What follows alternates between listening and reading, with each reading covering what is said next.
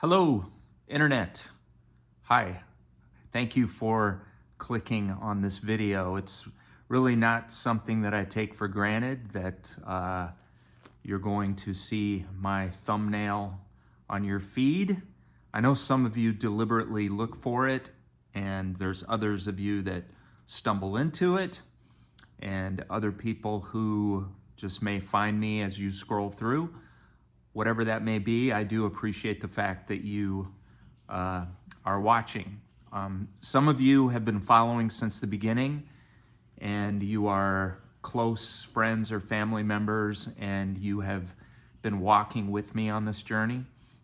There's others of you that have been included by maybe a link to social media or somebody that you know or somebody that we've had some contact over the course of our lives years ago. And, you know, with social media, whether it's Facebook or Instagram or some long lost social media link, I realize there's lots of different connections, and it's a whole web of interactions that can lead us to certain things.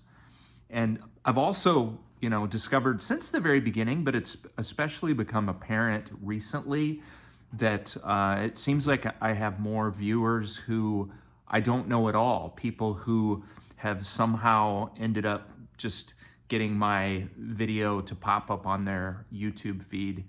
And, whether it's because of keywords or because you are also searching for videos related to cancer or other health-related issues. Anyway, the point is, I have seen the stats, and I know that my videos are getting a wider audience. And a couple of my videos, even one that's many months old, has gained a lot of traction. And I'm glad for that. It's not because I want, a ton of people watching my videos, but I do want the people who care to see and know what's going on. And I also want people to be able to hear my story if I have something to say and if my experience can help anyone. So that was a long preamble before I get into this, but it's just basically to say I appreciate the fact that you're here, whether you're a close friend or family member or a more distant acquaintance or somebody that I've never met and you've never met me. Thank you and welcome to this conversation.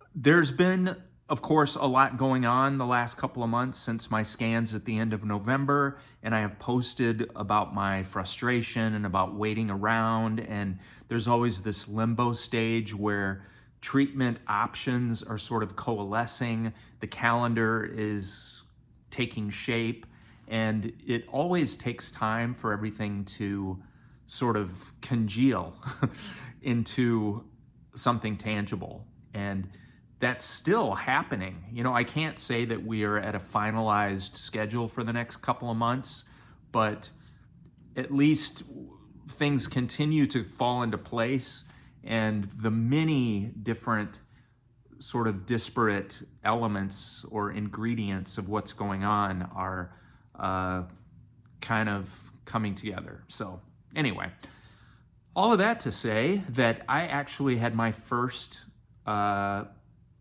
cycle of treatment this week.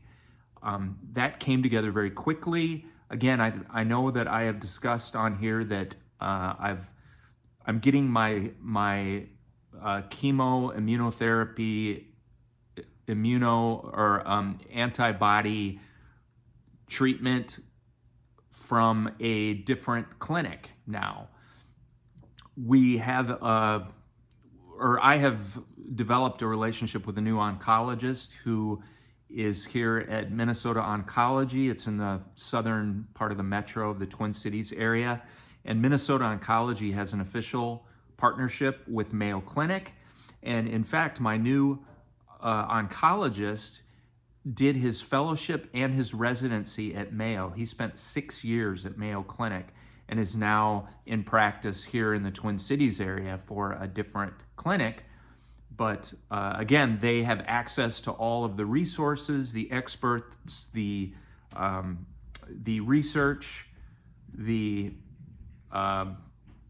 basically all of the things that are available from having that relationship with Mayo Clinic. So for me, it's a little bit of a WW win-win, where I get to maintain my relationship with Mayo and their, massive research center and experts and all of the staff and the team that I've been working with there, not only oncology, but surgical, gastroenterology, hepatology,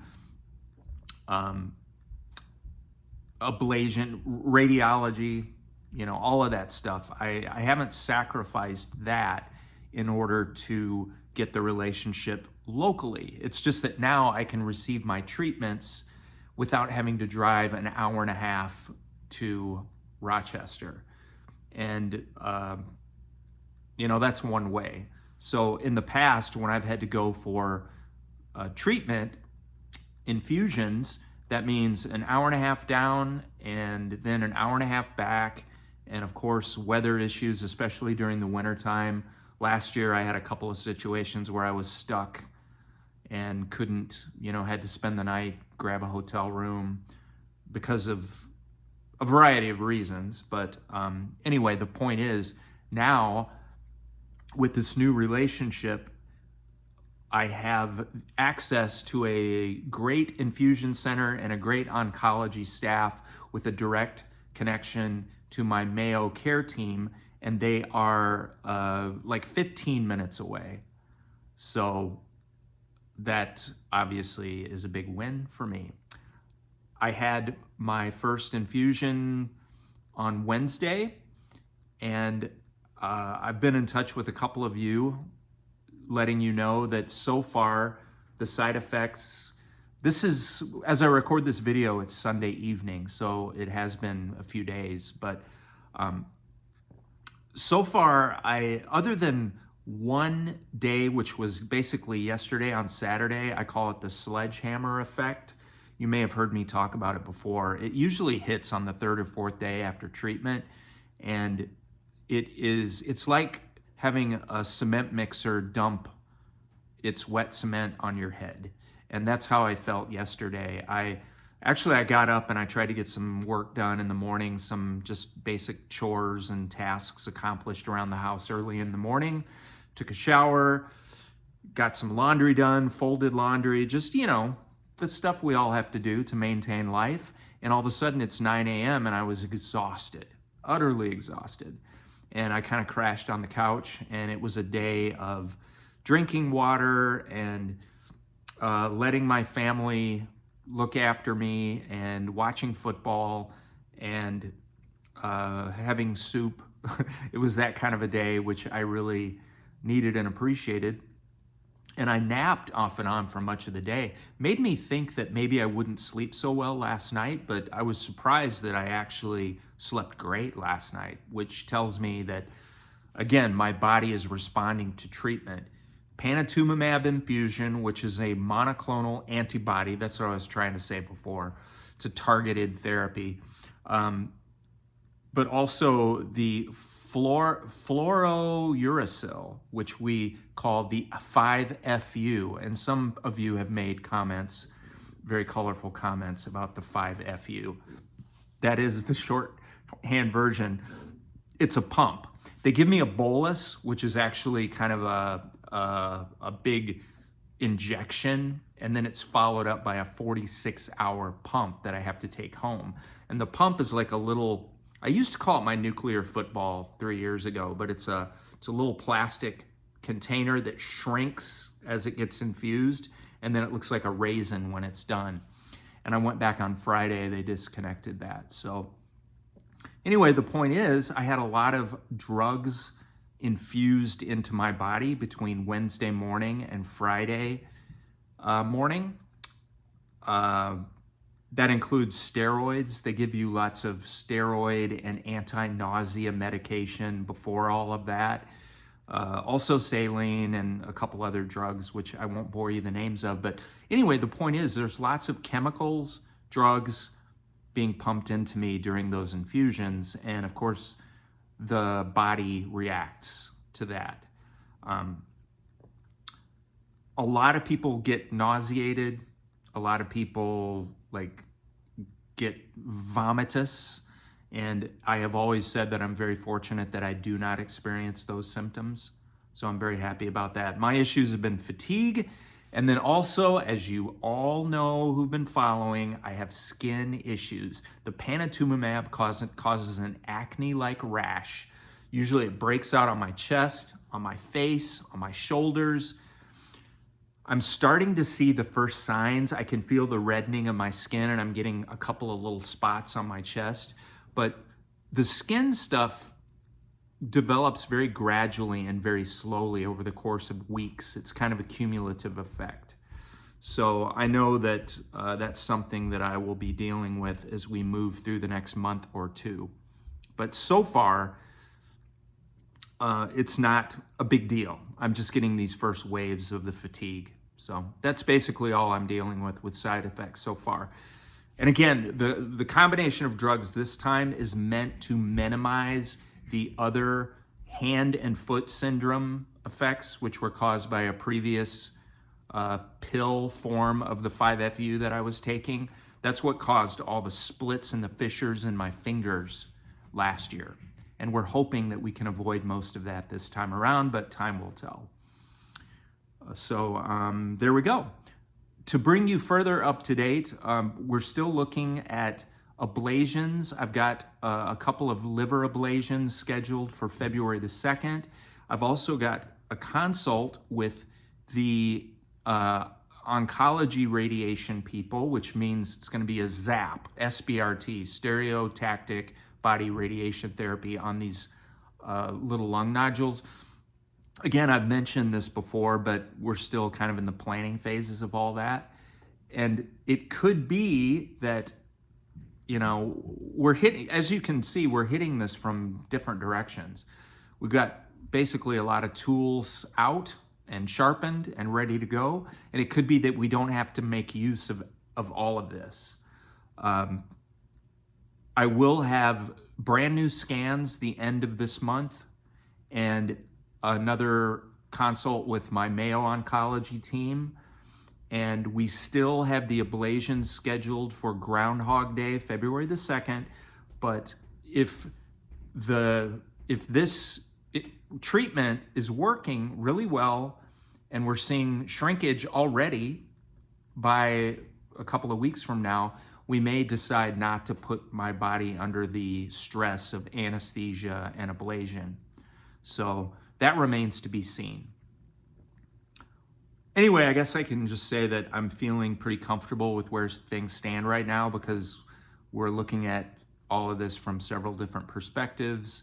And as I have made clear, my frustration or stress, anxiety comes from uncertainty. And when I'm not getting my questions answered and I'm having to wait for replies, and it's just, we all deal with, I talked about this last time, we all deal with the Rubik's Cube and tangled ball of twine of red tape and bureaucracy when it comes to healthcare and, you know, anything administratively. We all know what that means, and we have different things in our lives that cause us anxiety with all that. And so anyway, so that's 13 minutes, 14 minutes, my gosh, goes by really quickly. Wanted to bring you guys up to date on that on this January evening and let you know that we have embarked on the latest treatment train, and there are other things going on. I'm doing pretty well. I feel mentally and emotionally, I feel much better than I did about a month ago or even 2 or 3 weeks ago. Because again, action, when you feel like the train is moving, I think it's kind of like being in the airport and you've got to board a flight and it's late and no one's telling you what's going on and you're not being boarded and already you're supposed to have departed. Everybody knows that horrible feeling. But then once you're on the plane and it's rolling and you're taking off, you sort of breathe a sigh of relief. And that's where I am today. I have more thoughts that I would love to share, and I will do that more just kind of deeper thoughts that I have about what's going on and how it's affecting me and what I'm looking at as we head through or into a new year, but I will save that for another video. I'll wrap this up again by saying Happy New Year to everyone. And again, I appreciate each of you that are here. If you are new, I would encourage you to like and subscribe, because that helps push this video out to other people. You know, the YouTube algorithm is bizarre. You can, you know, not really get much of an audience growth, and then all of a sudden things can explode. And I've kind of seen some of my videos take off lately. And again, it's not about me getting a bunch of views. It's about what I have to share being useful and helpful to more people. So if you are new, if you have not hit the like button or the subscribe button, I ask you to do that and help us communicate with more people who are maybe just starting on their cancer journey and they want to know what's going on and get some perspectives. That's what I want to do. So anyway, love to you all. Thank you very much, and I will talk to you later. Bye-bye.